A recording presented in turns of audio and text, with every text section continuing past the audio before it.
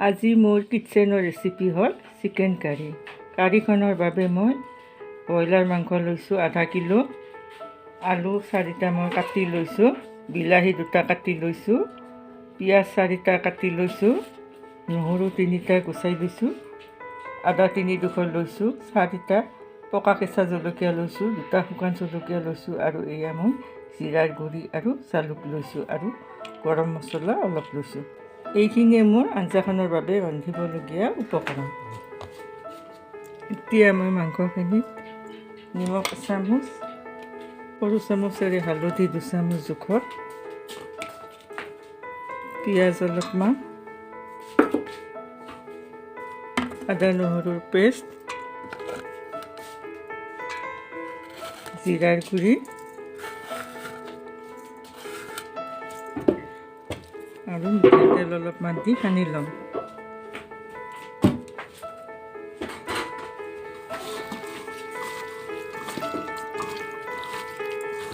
প্ৰথমতে মই মিঠাতেল দি আলুখিনি ভাজি থওঁ।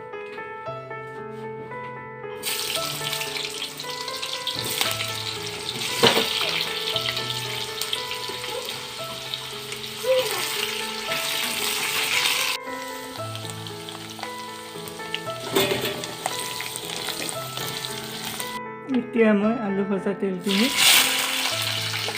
পিঁয়াজখিনি দিলোঁ,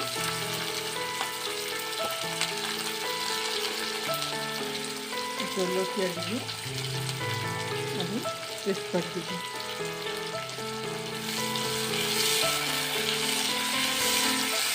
এতিয়া পিঁয়াজখিনি ব্ৰাউন কালাৰ হোৱাৰ পিছত মই মাংসখিনি দিলোঁ।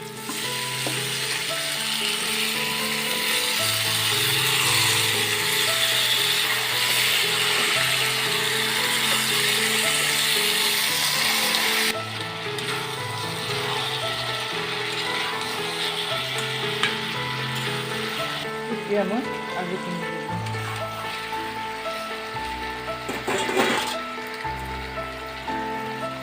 কাটি লৈ বিলাহী 2টা দিলোঁ।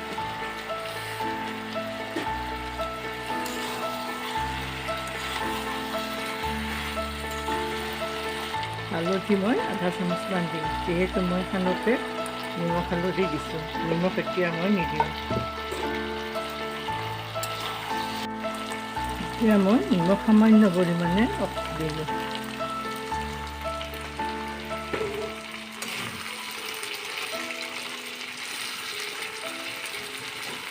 এতিয়া মই গৰম পানী অলপমান দিলোঁ।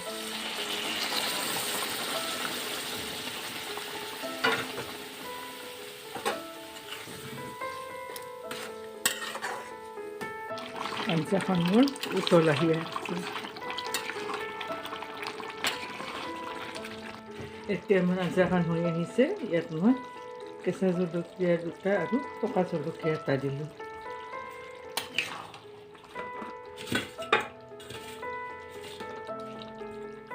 গৰম মছলাখিনিও দি দিলোঁ।